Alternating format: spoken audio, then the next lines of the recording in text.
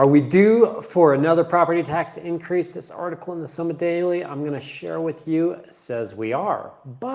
And then plus is on the rise. We are hitting pre-COVID levels. What does that look like for you and your real estate values in the mountains? Some bold predictions for you today. So coming at you with all of that. Ever dreamed of living in the heart of the Colorado mountains? Join me, Matt Dayton, Breckenridge native, Olympian, and mountain real estate expert. Here on the Ski Summit Show, we dive into everything you need to know about buying, investing, and living in iconic ski towns like Breckenridge, Frisco, and Keystone. From mountain real estate trends to investment opportunities, we bring you on the inside to help you make the most of your mountain life. Welcome to the Ski Summit Show number 118. Benji, I can't believe we're at 118. That's a lot of shows, man. We just keep taking them up. We've been at this for a while.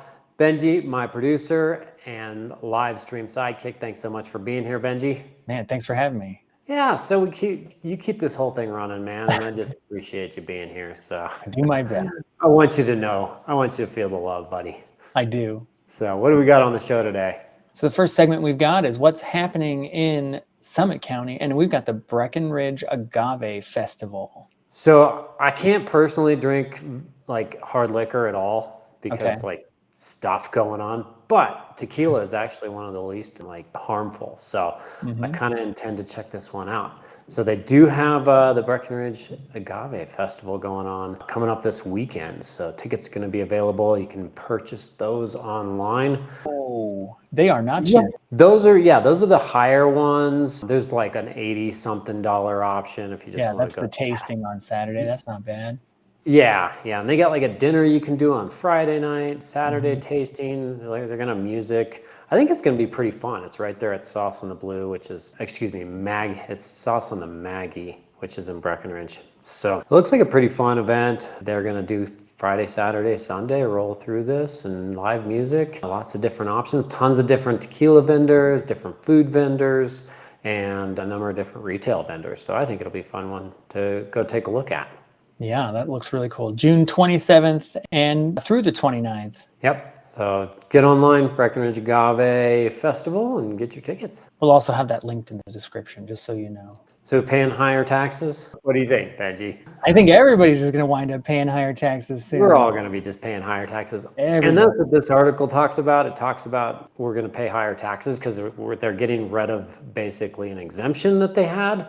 Okay. But I'm reading through this article and I was really quite confused because I'm reading through it and I'm trying to make sense and how much more is my taxes going to be. And so as I'm going through this, I'm like, well, wait, no, actually, doesn't this mean my taxes will be a little bit less? So I was questioning it through in ChatGPT. My kids, by the way, hate me referencing, just ask AI.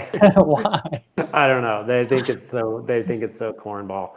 But I did ask AI.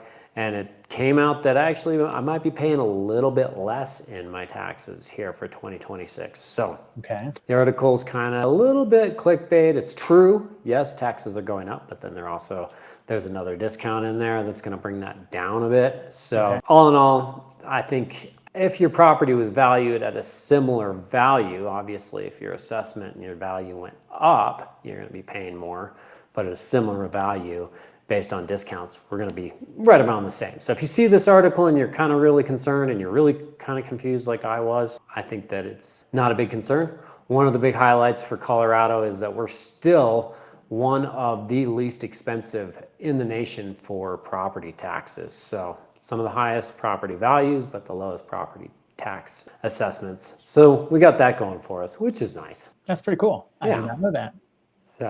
So yeah, I mean, a lot of places in the country, I talk to clients from Missouri. I mean, it's like, property taxes are a mortgage there. So I don't know what's it like in Arizona. Are they pretty high there? Arizona property taxes, they're not too bad, I guess. I think they're pretty okay. I don't have a figure or anything. I never felt strangled by them, but I think on average I was paying like $1,500 a year for a 1,600 square foot house. Nothing crazy.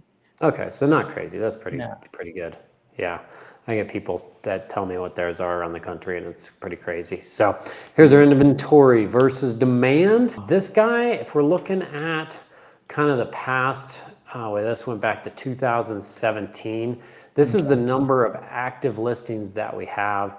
You can see in July, August of 2019 was our highest amount, and we're reaching up there. Technically, we're more like 840 properties on the market right now for residential. This graph doesn't quite show that, but it does show the comparison between the years, which is great. And it kind of gives us an idea of where we are. So based on things that are the sold listings, if you look back here, you can see these are the pre-COVID levels, 17, 18, 19. You've got these little jumps up there in the summertime. That's when our highest solds are. Then we went into COVID, everything went crazy, inventory started dropping. And now we're kind of back at this normal, just repetitive cycle. But as you can see, it's not as much as we were pre-COVID even. So our demand is down there, quite a bit. And so which brings us to why our inventory is climbing up. So kind of on more of a shorter cycle here, you can kind of see that inventory growing. That's good. We still need stuff. We still need inventory. And it's not by any means flooded, but we are on a trajectory that seems like by midsummer, we'll be well above where we have been in the past several years. All right, well, that takes us into our listing of the week. And this week we got a doozy. This is 41 Barton Ridge Drive in Breckenridge, Colorado. Yes, I'm super excited about this one. This little image that I'm showing you right behind me is me sitting out on the patio virtually. Let me see, hold on, I gotta put it up there. So that's you on the patio of this place. Look at this fireplace too. This is actually like this iron, handcrafted, just gorgeous fire pit. And it kind of speaks to the rest of the details on this whole property. But let's start with the location on it. All right, let me get back over there. Good looking spot here. So this development is called Barton Creek Reserve, and it is a development that I was able to be a part of back in 2018. Helped the developer sell all 18 of these lots, 25 of these lots, and they are all right around an acre. Really nice homes, nice lots, big views. One of my favorite areas in Summit County. It's up on Peak 7, and it's just this little neighborhood inside of there. A lot of just great folks in this neighborhood. So this one is 41 Barton Ridge Drive. Man, it's nice. Yeah, just really pretty materials that they use. You can see all that natural stone. These floors that they have in here are kind of a mixed reclaimed hardwood flooring, engineered flooring, very well laid out. Very nice setting, and they just... Hey, that looks familiar. You know that? Yeah, and they just killed it on the views with this property, this outdoor setting. You got a heat lamp out there, so you can sit out there when the temperatures are cool in the summer, which they often are. What is it right now at night out there? The temperatures in the evening, we're in the 40s still. Whoa! Yeah. It's cool. It's always a sweat. My mind. Solar panels on this property, great offset for that. So their utility bills are very, very reasonable. A little bunk room in there. Just did a great job with this property. Every single bathroom. Yeah. So, and the really cool thing about this property is above the garage, this is the accessory dwelling unit. Oh, no way. That always gets me. Yeah, so I just misspoke. It's not an accessory dwelling unit. It is a caretaker's unit. And the big difference between those is that you can use this for personal family use. You can rent it to a tenant. You can just leave it vacant. However you want to use that space is really up to you, short of short-term renting it. But for like a multi-generational family, so many people right now, it's like, I'm thinking about my own kids. I got a 20-year-old. If he wants to live back up here, him being able to afford to do that, probably not likely for quite a while. It's a really nice option to be able to have for family, use for guests, or great rental income. I mean, they rent this for almost $2,700 a month. So it's a good little unit. Yeah. 41 Barton Ridge Drive in Breckenridge, Colorado, $4,295,000. That's really cool. Yeah, awesome house. If you want to set up a preview on that, take a look at it, let me know. So, all right. That's it. That's all I got for us. Cool. Thanks so much, Benji. Thanks everybody for joining us. This has been the Ski Summit Real Estate Show.